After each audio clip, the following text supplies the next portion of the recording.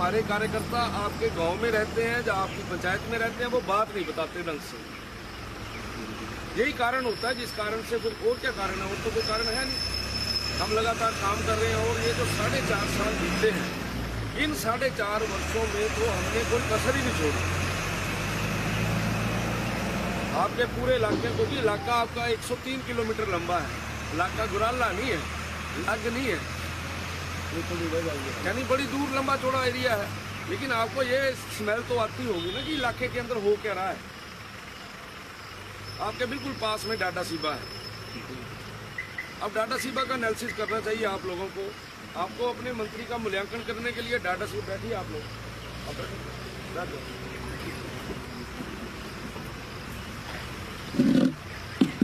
डाडा सीबा का मूल्यांकन करने के लिए पता होना चाहिए आपको डाडा के बारे में। आपके डाडा में 50 बेडेड हॉस्पिटल बन रहा है और ये माननीय मुख्यमंत्री जी जिस समय पहली बार आए कंस्टिट्यूंसी में, तो मैंने बोला यहाँ 50 बेडेड हॉस्पिटल होना चाहिए। काम चला हुआ है।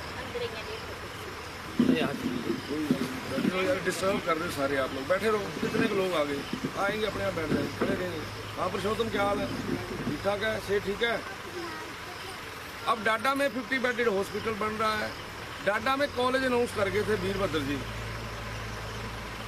लेकिन सरकार चली गई, मैं मंत्री बना। तो मेरे को लगा कि अगर किसी ने कॉलेज अनाउंस किया है तो बच्चों को बैठने की व्यवस्था तो होनी चाहिए। 10 करोड़ रुपया लगाया इस सरकार ने, 10 करोड़ के अंदर वहाँ पर बढ़िया बिल्डिंगें बन गई। आपके दफ्तर अलग अलग जगह ना बने, एक जगह बन जाए तो कंबाइंड ऑफिस बिल्डिंग बन रही है 5 करोड़ रुपए की, वो भी वहीं बन रही है। आप यहाँ से जाते हो, पंचायत आपकी जाती है ब्लॉक में प्रागपुर।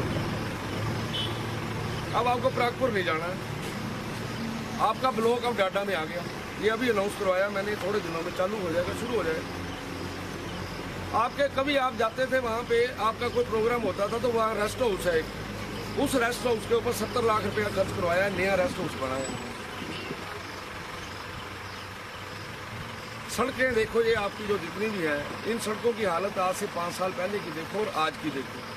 आप टेरेस जाते हो सारे हैं?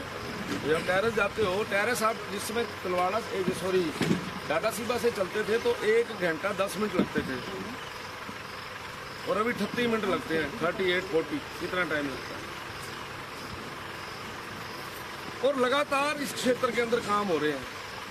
मैं मंत्री हूँ, ये जो अभी माता जी ने बोल दिया कि यहाँ बस लगनी चाहिए, HRTC का मिनिस्टर हूँ मैं, परिवहन मंत्री हूँ, तो मुझे लगा हमारे इलाके में डिपो होना चाहिए। तो डिपो अपने टेरेस में HRTC का डिपो खोल दिया। हमारे इलाके में मॉडल ITI होनी चाहिए, टेरेस में मॉडल ITI। आपका बच्चा पॉलिटेक्निकल कॉलेज में पढ़ने के लिए या तो सुंदरनगर जाता था या कांगड़ा में जाता था।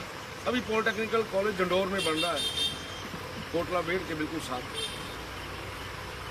यानी ये सारी चीज़ें आपकी इन 4.5 सालों में हुई हैं। तो अगर आपसे कोई बात नहीं करेगा, आपको क्या पता लगेगा? और इसी तरीके से आपके यहाँ पे फार्मेसी कॉलेज, कभी सुना नहीं, सोचा नहीं किसी ने कि आपके विधानसभा क्षेत्र के अंदर फार्मेसी कॉलेज बनेगा। रक्कड़ में फार्मेसी कॉलेज बन रहा है। यहाँ पे रीडी कुठेड़ा में 50 कनाल ज़मीन किसी ने दी है और वहाँ पर आपके बच्चों के लिए अच्छी एजुकेशन के लिए ये जो है एक सेंट्रल स्कूल जो है, क्या बोलते हैं उसको, सेंट्रल ही बोलते हैं, सेंट्रल स्कूल ही आता है ना, जैसे नलेटी में नहीं, सेंट्रल स्कूल है ना, केंद्रीय विद्यालय, वही हो गया सेंट्रल स्कूल आपका। वो वहाँ खुलेगा, 50 कनाल जमीन दे दी है, चेक हो गई है, उसका सारा प्रोसेस हो गया है। मेरा ख्याल 5-7 महीने के अंदर बच्चों की क्लासेस बैठ जाएंगी वहाँ। आप यहाँ से जाते हो थोड़ा दूर सिउड़ में जाएंगे तो एक मॉडल कैरियर सेंटर बन रहा है 4 करोड़ रुपए में। जब वो मॉडल कैरियर सेंटर बन के तैयार हो जाएगा तो आपके बच्चों को वहाँ पे ट्रेनिंग दी जाएगी ताकि आपके बच्चों को रोजगार मिल सके। ये सारी बातों के बारे में ज्ञान नहीं होगा तो कोई आएगा आपको कुछ ही बोलेगा, ठीक है ना। यहाँ पे आपके लीडर आएंगे, वो बोलेंगे, क्या बोलेंगे? उनके पास बोलने के लिए बेचारों के पास कुछ नहीं है, क्योंकि यहाँ जो कुछ भी हुआ है वो बीजेपी के समय में हुआ है। चाहे धूमल साहब के समय में देख लो, चाहे आप जयराम ठाकुर जी के समय में देख लो। तो जहाँ पर जो हुआ वो क्या बोलेंगे आपके पास आके? केवल एक ही बात बोलेंगे कि जी आपके यहाँ क्या हुआ है, दफ्तर तो कोटला में खुल गए। आपको क्या मिला? आप बताओ मेरे को। कोटला पाकिस्तान है। आपका बच्चा यहाँ से ट्रेनिंग का यानी लर्निंग लाइसेंस बनाने के लिए देना जाता है यहाँ से, उसकी पूरी दिहाड़ी लग जाती थी, अगले दिन लाइसेंस बनता था।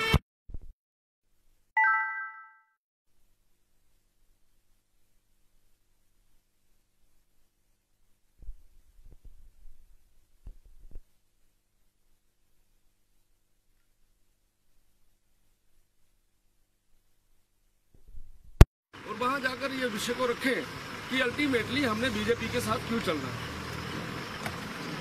हमने अपने भाई को वोटें क्यों डालनी है। कारण बताओ ना, इसमें लिखे हैं मैंने सारे के सारे कारण, इसको पढ़िए ढंग से, सब कुछ दिया हुआ है इसमें।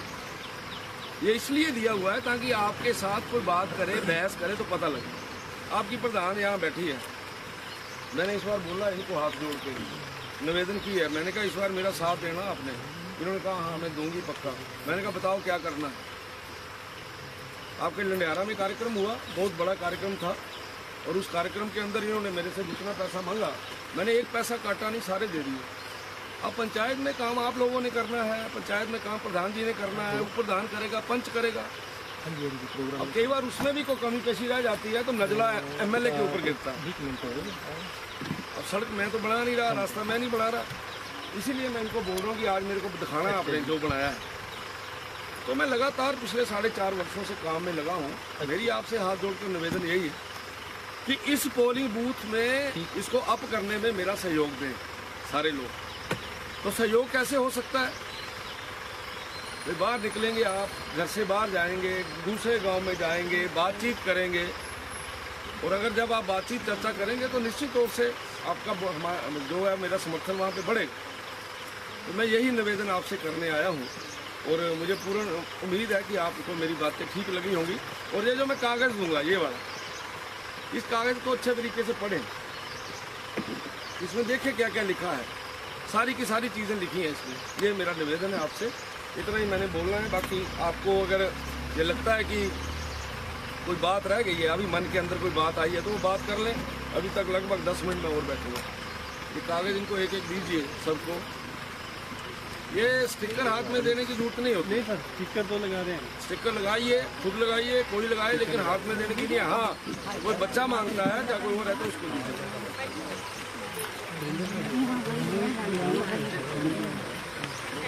हाँ भाई,